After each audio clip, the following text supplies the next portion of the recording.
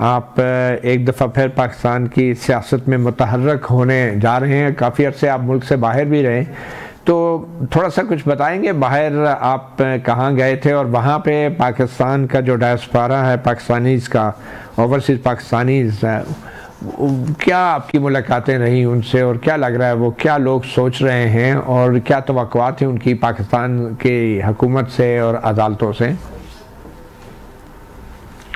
एक तो मेरा ख्याल है जो एक मैं कह सकता हूँ कि बहुत बड़ी तादाद जो है पाकिस्तानियों की जो बाहर है, जिसमें पढ़े लिखे भी हैं, कुछ कम पढ़े लिखे भी हैं, सबसे मुलाकातें हुई हैं, बहुत ज़्यादा मुलाकातें हुई हैं। मेरा ख्याल है बहुत ही इस वक्त डिप्रेसिंग सिचुएशन है उनके पॉइंट ऑफ व्यू से। वो मायूस हैं और वो समझते हैं कि जी पाकिस्तान में अब कोई उम्मीद नहीं बची है। ज़्यादातर आपको पता है पीटीआई के सपोर्टर्स हैं, इमरान खान के सपोर्टर्स हैं। पीटीआई के तो इतने नहीं, इमरान खान के सपोर्टर्स हैं और उनके पॉइंट ऑफ व्यू से इमरान खान के साथ बहुत जुल्म हो रहा है, ज़्यादती हो रही है। तो मेरे से जो एक क्वेश्चन पूछते थे बार बार और मेरा जवाब भी सेम ही होता था कि अभी कुछ होगा। और ख़ासतौर पर हमारे जो पीटीआई के दोस्त हैं पाकिस्तान में भी और ख़ासतौर पर पाकिस्तान से बाहर, मेरा तो पिछले 2 साल से एक ही कंसिस्टेंट स्टांस रहा है कि मैं नहीं समझता कि जब तक ये जंग जारी रहेगी उस वक्त तक कोई उम्मीद है, कोई स्पेस मिलेगी इमरान खान को। तो उससे जाहिर सी बात है वो बाहर के लोग ये जवाब सुन के मायूस तो होते थे, बिकॉज उनको कुछ ऐसे ही बताया गया था कि जी अब कुछ हो जाएगा और अब कुछ हो जाएगा और ये तो रजीम थोड़े अरसे के बाद खुद ब खुद गिर जाएगा। लेकिन मेरे हिसाब से तो जब तक एस्टेब्लिशमेंट की सपोर्ट रहेगी और एस्टेब्लिशमेंट और इमरान खान की जंग इसी तरह से रहेगी तो I don't think so Imran Khan के लिए जीतना इतना आसान है। एटलीस्ट हम हिस्ट्री से तो यही सबक सीखते हैं। 2002 से 2007 तक उनको मायूसी है, लेकिन एक दिन पहले की बात है, हुकूमत कह रही है कि अरबों डॉलर के सरे मुबादला पाकिस्तानियों ने भेजा है, जो एक रिकॉर्ड है। तकरीबन 30 अरब की हम बात सुन रहे हैं। तो आप क्या कहेंगे कि हुकूमत की ये जो खुशफहमी कहना चाहिए या ये किस किस्म का अदाद शुमार पेश नहीं? उसमें देखें, उसमें उनकी बहुत, जब ये बात हो रही थी पीटीआई की तरफ से, मुझे नहीं पता कि ऑफिशियली उन्होंने रिक्वेस्ट की थी ये, लेकिन डेफिनेटली वो डिस्कस कर रहे थे कि जी हम रेमिटेंसेस अपने वर्कर्स को कहेंगे कि वो ना भेजें। मैं नाम नहीं लेना चाहूँगा, पीटीआई के 2-3 सीनियर 3 लीडर्स से मैंने ये कहा था कि ये ना करें, ये बैकफायर करेगा और आपको शर्मिंदगी होगी। क्योंकि उसकी बड़ी सिंपल सी वजह मैंने ये बताई थी कि हमारे ज़्यादातर वर्कर्स जो पैसा भेजते हैं उसके बेसिस पर उनके घर पर चूल्हा जलता है, उनके बच्चे स्कूल जाते हैं, उनकी फीस दी जाती है, बिजली के बिल दिए जाते हैं, उनकी ज़िंदगी। It is just like asking PTI supporters यहाँ पाकिस्तान में कि आप घर का खर्चा ना दें अगले महीने, तो कैसे खर्चा नहीं देंगे? तो वो पीटीआई की मेरा ख्याल है बहुत मेरा ख्याल है कि नाइव हैं या मासूम हैं कि वो समझ रहे थे कि जी, तो उन्होंने कहा था फिर नहीं नहीं नहीं हमारी बात मानेंगे। मैंने कहा नहीं मानेंगे। उसने अपने घर का चूल्हा तो नहीं बंद करना ना, बाहर से वो बैठा हुआ है, वो कमाई इसलिए रहा है कि घर पर भेजे। ज़्यादातर नॉर्मल वर्कर्स होते हैं जो अमीर तबका है, जो अच्छी जॉब्स वगैरह करते हैं, उनकी तो फैमिली वहीं बाहर यूरोप में या अमेरिका में रहती है। तो I think that was a poor understanding और assessment on the part of PTI. तो चलें, अगर ये मजबूरी की हालत में भी किया था, अभी मजबूरी की हालत में भी मोहम्मद ज़ुबैर साहब इतना ज़्यादा मुबादला आ रहा है, तो अगर ये मजबूरी ना हो, मायूसी ना हो, तो आपके ख्याल में इससे भी ज़्यादा रेमिटेंसेस आ सकते हैं? वो नहीं, ये तो मेरा ख्याल है रेमिटेंसेस तो खैर इतने ही आएंगे, इससे ज़्यादा तो शायद नहीं आएंगे, क्योंकि जिसने जितने भेजने हैं वो भेज रहे, कोई रोक नहीं रहा है सच। क्योंकि इसमें जो लार्ज सबसे बड़ा पोर्शन वो होता है जो कि हमारे वर्कर्स हैं, तो उनकी तो आप मजबूरी कहें या जो भी कहें, उन्होंने तो भेजना ही भेजना है। और ये जाहिर है $3 बिलियन से ज़्यादा आ रहे हैं और तकरीबन $35 बिलियन तकरीबन साल में आ जाएंगे, तकरीबन 18 बिलियन के करीब तो हो चुके हैं।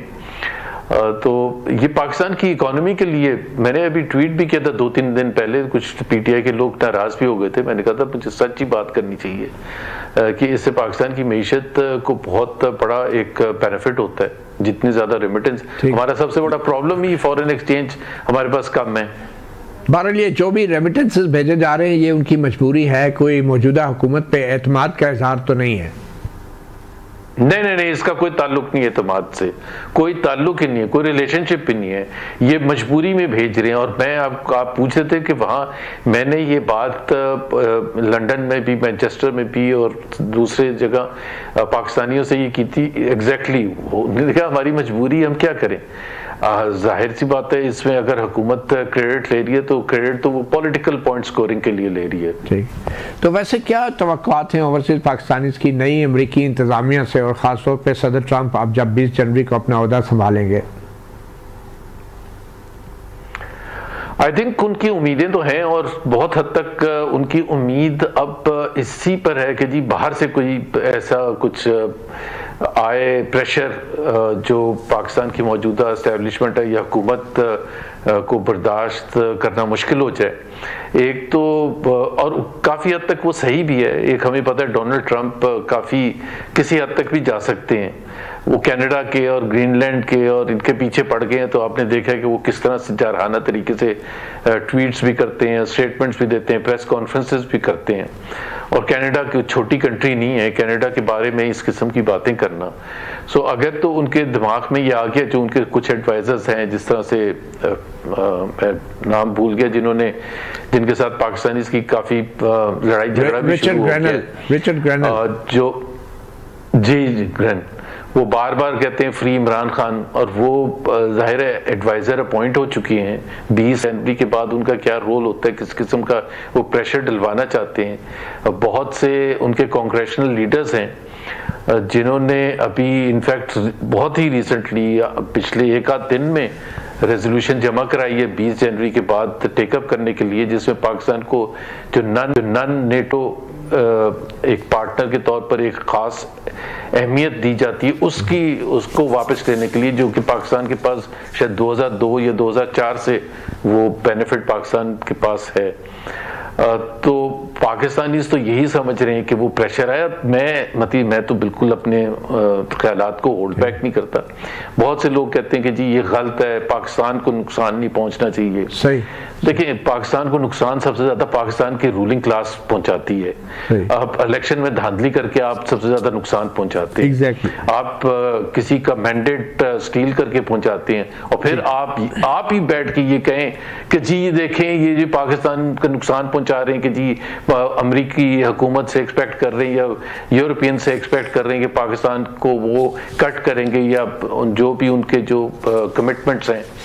तो मैं तो कहता हूँ कि पाकिस्तान को, अगर पाकिस्तान के रूलिंग लीड जिसमें सब शामिल हैं इस वक्त, जो असेंबली में बैठे हैं, एस्टेब्लिशमेंट है, उनको इस चीज का सोचना चाहिए कि पाकिस्तान के अवाम को पाकिस्तान के आइन के तहत हकूक चाहिए। बिल्कुल सही। अच्छा जुबैर साहब, ये बताएं, आप बाहर आपकी मुलाकातें भी हुई होंगी, तो किसी प्रोमिनेंट शख्सियत से, पीटीआई की क़यादत से या किससे आपकी मुलाकात हुई वहाँ पे? जी, मेरी मुलाकात हुई थी पीटीआई के वहाँ जो सीनियर लीडरशिप है उनके साथ भी हुई थी, लेकिन मेरा ख्याल है वो भी चाहते थे कि ये अभी पब्लिक ना हो, और क्योंकि एक तो फिर अफवाहें उड़नी शुरू हो जाती हैं कि जी कुछ होने वाला है, क्या होने वाला है। नहीं तो कुछ नहीं होने वाला, आप कह रहे हैं। जाहिर है मैं वहाँ था। अभी ना ही नाम लूं तो अच्छा। यानी कुछ ना कुछ तो होगा, जब आप कुछ अर्से बाद शायद आप अपनी पोजीशन वाजे करेंगे। नहीं, मैं तो लोग एक चीज पर सब पीटीआई के लोग बहुत खुश होते हैं मैं जो पोजीशन लेता हूँ। मैं पोजीशन ठीक है, मती आप में और मेरे में मेरा ख्याल है कोई फर्क नहीं है। आप जितनी ज्यादा तनकीद करते थे और आपको जाहिर है उसका सजा भी मिली जब पीटीआई की हुकूमत थी, मैं भी तनकीद करता था, सबसे आगे बढ़ के करता था। हमारी पार्टी में मेरे से आगे कोई भी नहीं था। मेरे साथ जरूर होंगे, मेरे पीछे थे, लेकिन बहुत से लोग तो बिल्कुल ही नहीं करते थे, आगे बढ़ के मुश्किल तरीन हालात में।